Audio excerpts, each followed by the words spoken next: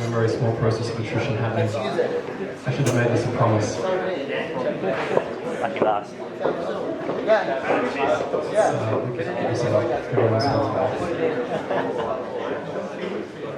Alright everyone, one last time, let's give it up for Nikolai again on Redux Saga. And let's welcome Alex to the stage. Come on, one more time, come on. Welcome Alex. Well looking forward to this. I feel like that was anticlimactic. I should wait for the computer to be set up before I next do that.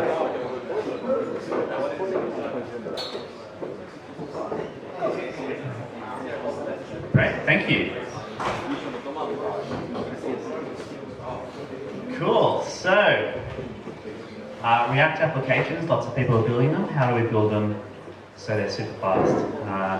That's my details. I'll put up a link at the end as well. I've actually written a blog on this topic which goes into a lot more detail. Consider this part 1. I'm currently writing a part 2, but all the things in here hold true.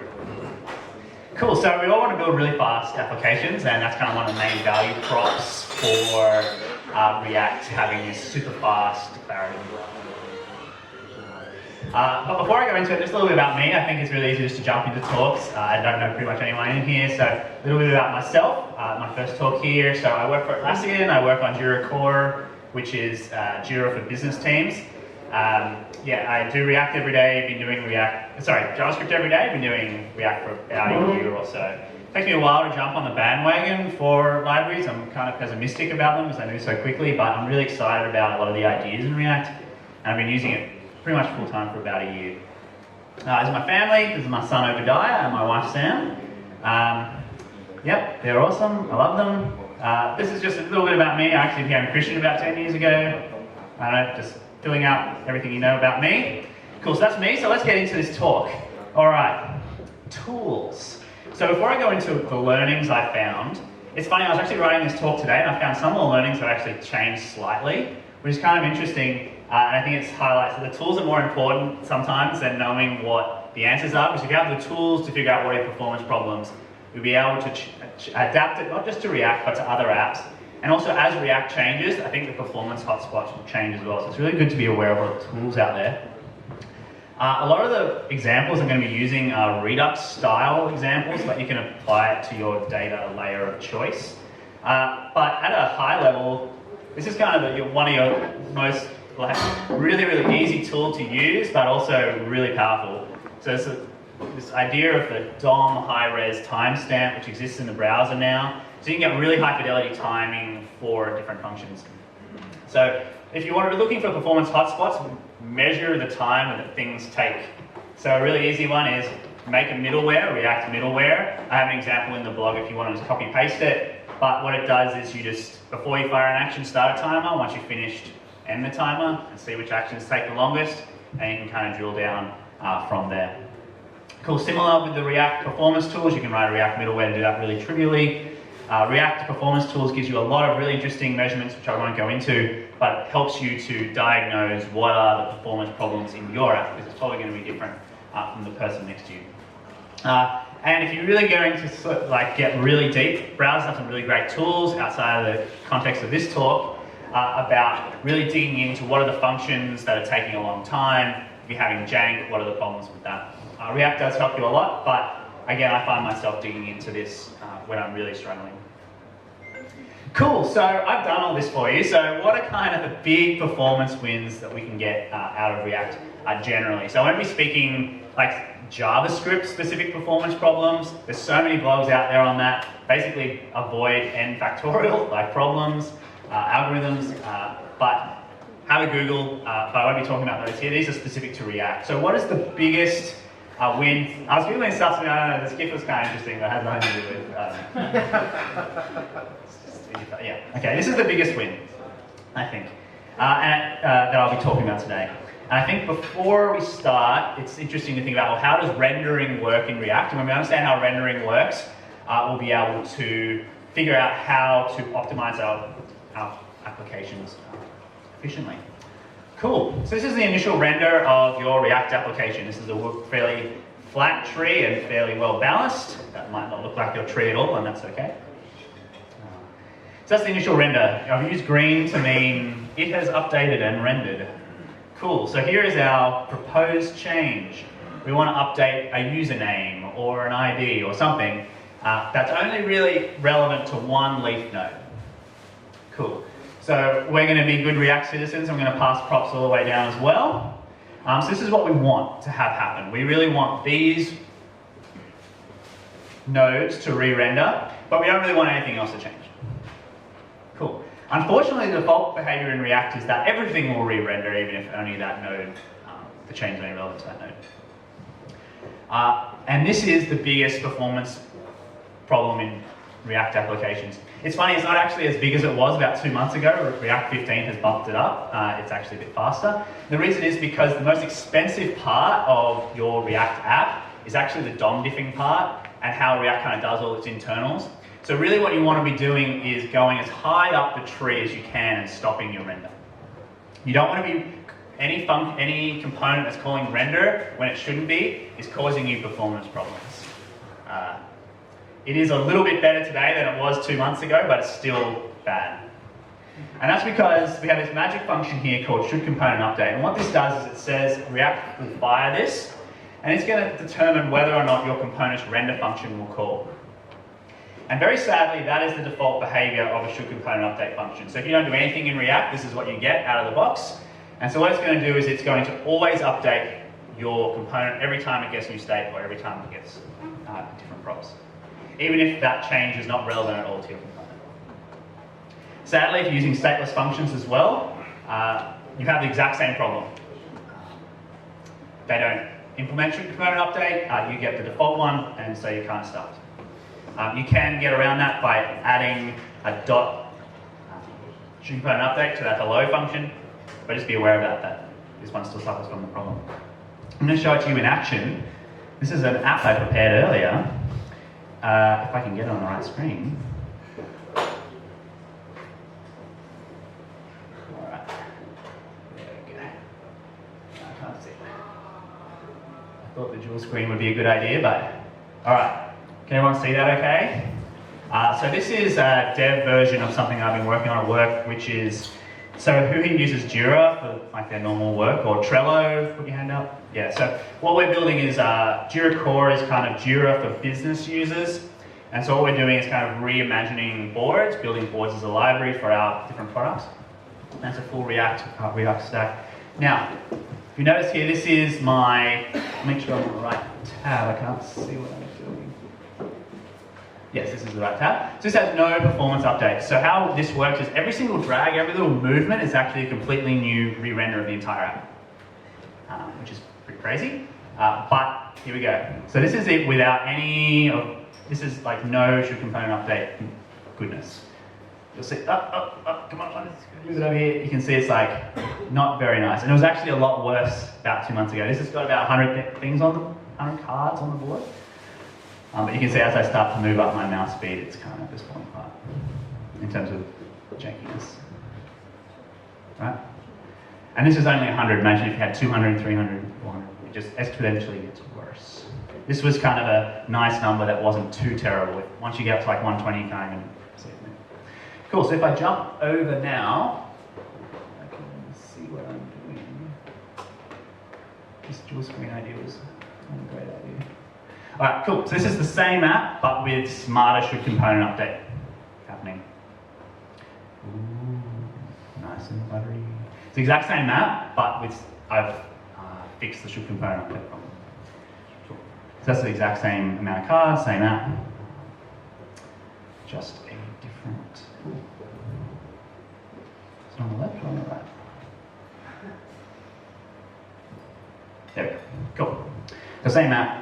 Different, like vastly different performance. That was just one example. Dragging is like something that's very high fidelity and you're doing it quite often. There's other things as well that you'll suffer every time you update, say an item on a render goes from say 10 milliseconds to 400 milliseconds, 500 milliseconds, which is pretty crazy. Cool, so how do we get the ideal update? And I should put a little asterisk on there because there's actually a few different ways. I'm going to talk about some ways tonight. Watch out for part 2, I've got some other ways. But how do we get the ideal update? We want to return false from should component update as hard as we can. I think that's pretty self-explanatory. So what we want to do is we want to make our should component update checks really fast. If they're slow, there's no point in doing them. We might as well let React do its own thing. Secondly, we want to make them easy. Now this is more for our sanity than for React's. Cool. So, make should component update checks fast. As I mentioned, you don't want to be doing deep checks on your data the whole way down. You kind of lose all, you might as well just be doing double things. This just blows out performance. So you get, say, your props and your next props, and you deep compare them, and if they're equal, then you just exit. If not, you render. But that's not a great way of doing it. Now, the ways I'm going to be talking about tonight is using vanilla JavaScript, no libraries. It does simplify things if you use something like some immutability libraries, but I'm just going to be using it just vanilla JavaScript, what you can do today. Cool, so one kind of way that you can do this that we're using really heavily is the idea of reference equality. So what we do is we say we're going to treat an object as has changed if its reference is no longer the same. So if its reference is the same, if it satisfies the triple equal test, then we're going to say that that object hasn't changed, and we're going to say it hasn't changed. But if its reference has changed, then we'll treat it as the whole object has changed. Cool?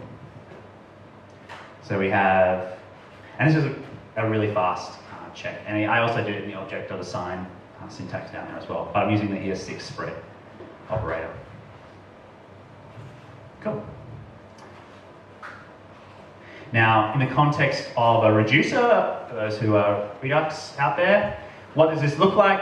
This could look like something like this. So what I'm doing is, say, have an action called item description update. I'm going to loop over all my items, and if the item ID is not the one that I care about, this item ID should have been up there, missing a line of code, then just return the unchanged item. But otherwise, what I want to do is return the same item as before, but with an updated description.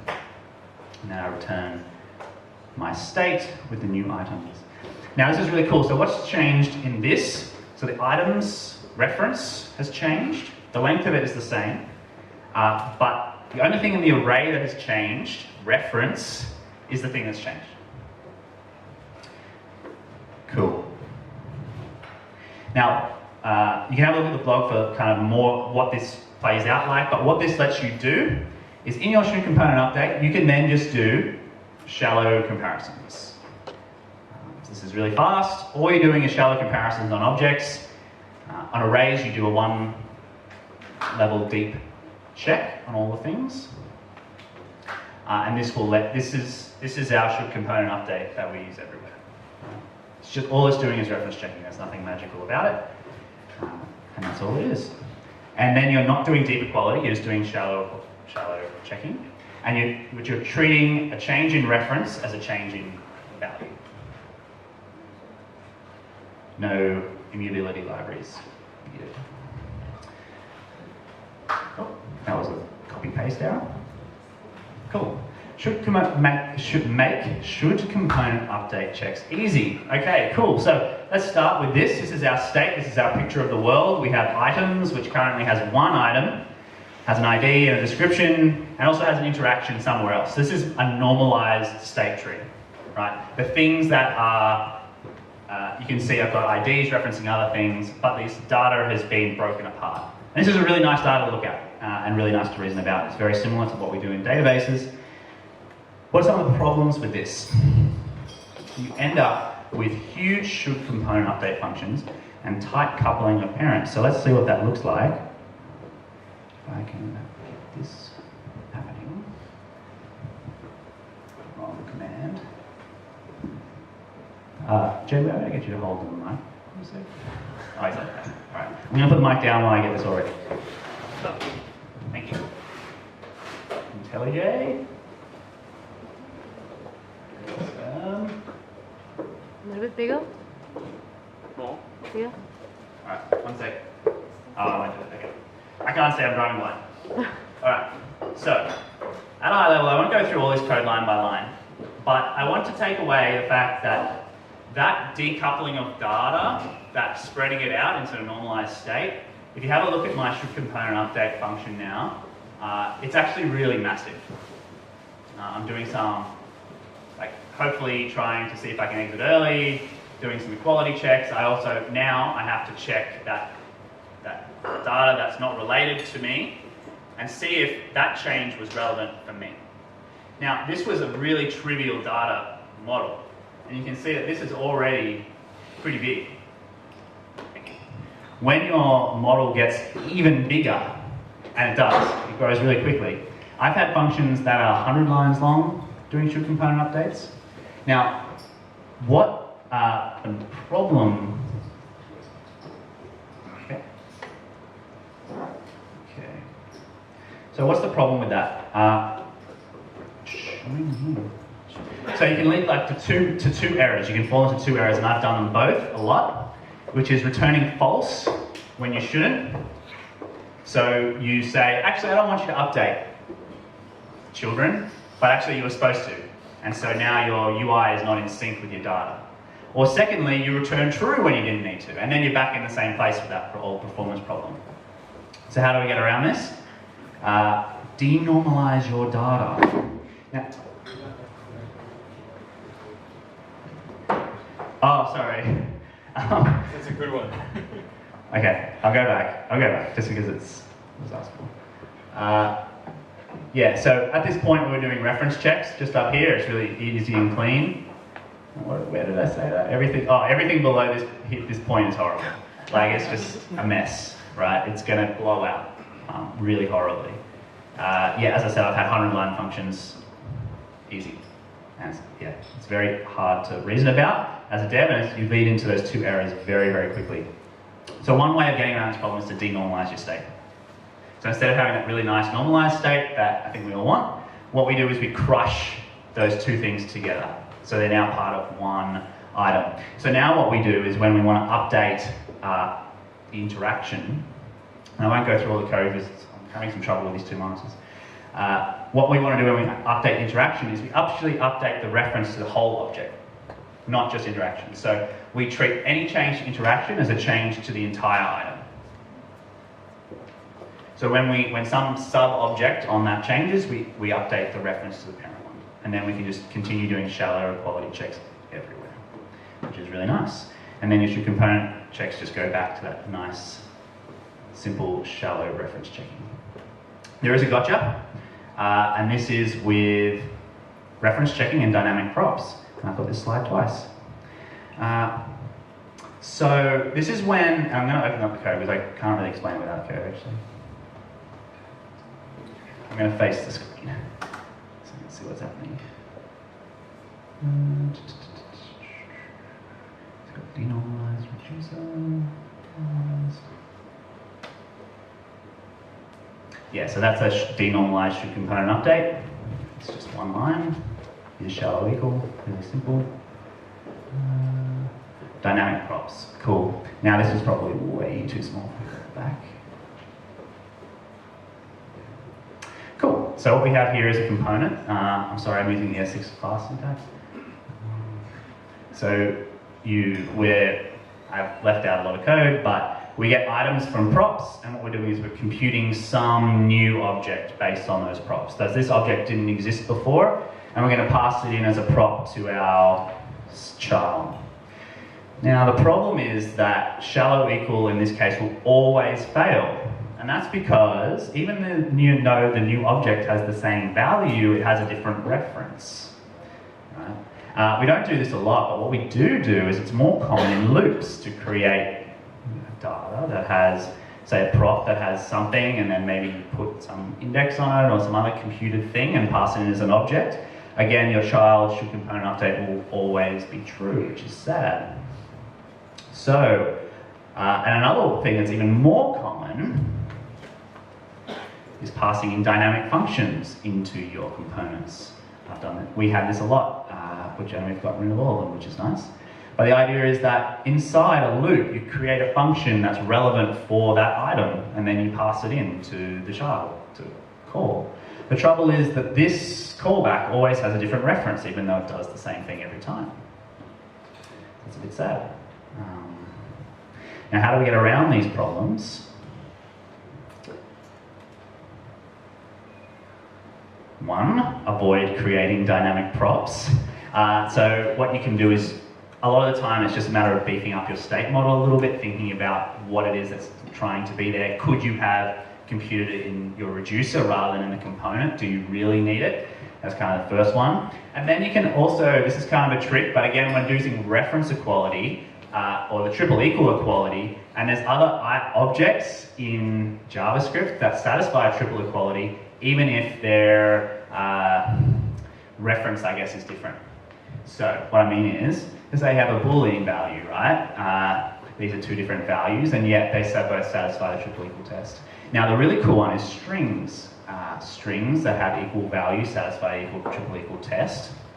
And so what you could do is, say you needed to create some sort of dynamic value to pass down to your children, and this is actually what we do as well, is you could create an identifier, which is just a string that you pass in to your component, and then you can dynamically create that, and that's not a problem, because the next time you create it, it'll have the same reference, or same triple equals. It won't have reference equality, but it will satisfy the triple equal test. So I've passed two pieces of information, type and ID in this one, which you'd usually pass as an object. But what we do is we pass it as a string, and then we decompose it when we need it later. And you kind of get around that problem. In the cases where you do really need to pass something, that's dynamic. Cool, so special case dynamic functions. What do we do with those? Because they're really useful. Firstly, don't do it. We found that you can get around it by, instead of passing functions, you make your components more aware of something like dispatch. But again, that's not always possible, but sometimes it is.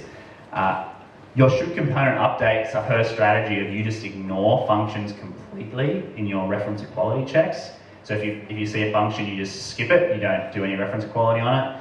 That's a bit dangerous, because if you pass in a function that does something different, it won't know, which is kind of sad. There's some hacky other ways that I go into. You can actually create a map of functions that you kind of store in your state, and then you can pass them and it'll always be the same, so that's kind of a hack.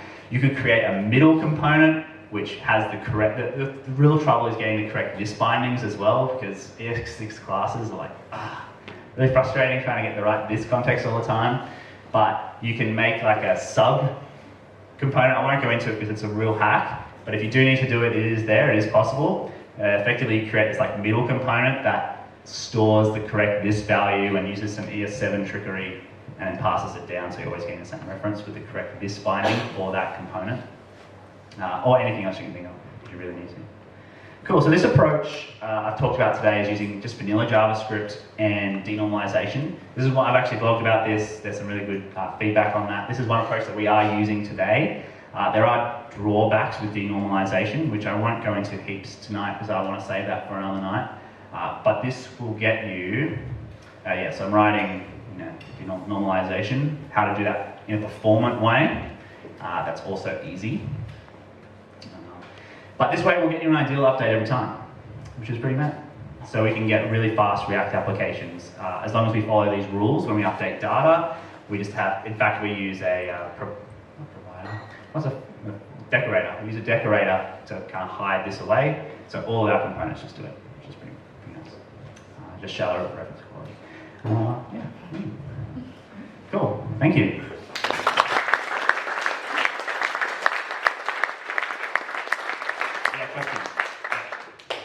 So what's your opinion on immutable.js? Immutable.js makes that a lot easier because you're not relying on reference equality. You can just use their equals kind of helpers.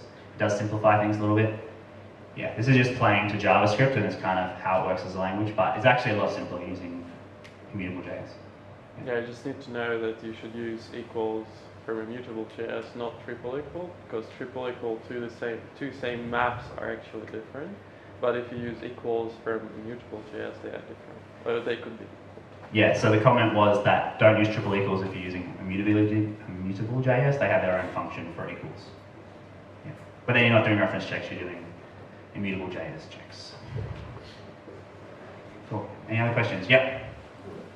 So it's in the next talk, but could you give us a sneak peek of a couple of things that might be wrong with denormalizing? The example you showed there was really good for making sure the data is inherently correct. You can't represent, like you have an ID 6 and you screw up and you have an ID 5, stuff like that to benefits. But I'm curious as to what, like a couple of the things that are wrong with it, performance or otherwise.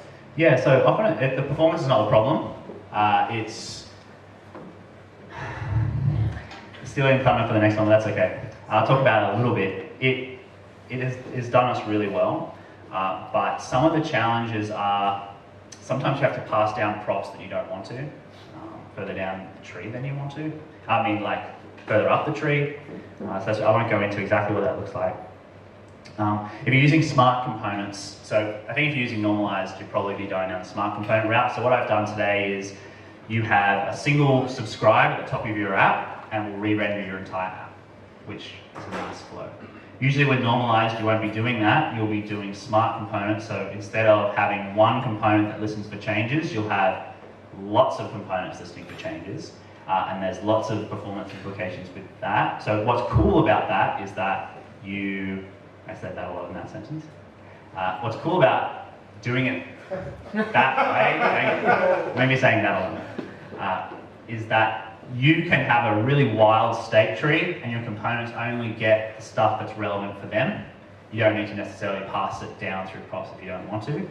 The drawback is there's two big performance things. One, if you're doing a query on a state and you get back an object, how do you do any sort of same check to see if that object is the same as the last one? Because you're querying something, so you're getting a result of a query rather than a raw object, and that you need to know whether that query result has changed. And that's difficult because you're no longer in reference equality language. You're going to potentially get a different reference every time. And then, so what do? You're kind of stuck. There's different approaches to how to solve that, which I'm looking into. But also now, everything's querying the store, which kind of sucks because say you have 1,000 components and they're all querying the store and they're all doing filters and reducers and everything all over the store, then that is a problem which you didn't have before. You're now doing 1,000 iterations over your state potentially, who knows? Depends how you wire it up. So how do you do those queries? So there's two parts. How you do the queries in a performant way to the store, but also the result that you get back, how do you know if that result has changed from what the previous result was? Because if it hasn't changed, you don't want to render.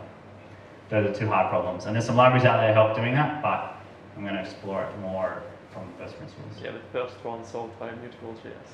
You don't have problem with referential equality. Yeah, immutable does kind of get around that first problem because equal value things have dot equals. So. At what depth is serialization or denormalization more expensive than a deep equality check?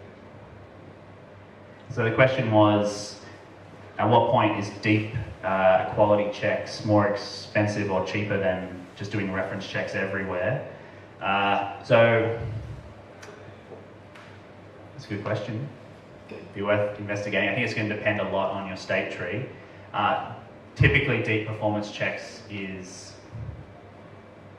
really unperformant, especially depending on what depth you want to go to and how high up the tree. Because if you're doing deep equality checks on the top of your tree with a huge nested state tree at every level, it can get a bit hairy. Because with shallow references, you're only going one level deep, but with deep equality, you're going all the way down every time. And also, I think I've heard people talk about deep equality being a massive code smell. Because by doing that, by doing this, it lets you roll back. So because you always have a new object for your state, so if you want to use those replay tools where you can go back in time, this will let you do that. If you're modifying because generally people are using deep equality when you're actually modifying the state itself, you can never go back because that object has changed. Whereas this way, every change, you're getting a completely new state object, which means you can go back. There was a question about, I think, like when you serialize your object into some stringified form, Yeah. to check later how this is more performant than deep equality check. Conscious and yeah. Yeah, so if you're going down this route, it's really good to be aware of how JavaScript works, when objects change, when their reference change, how triple equals works. These are your bread and butter. These will really help you to follow this pattern well. If you don't do those things, your app's just going to like completely explode. Yeah, it'll be bad. You'll have a bad time. Cool. Thank you.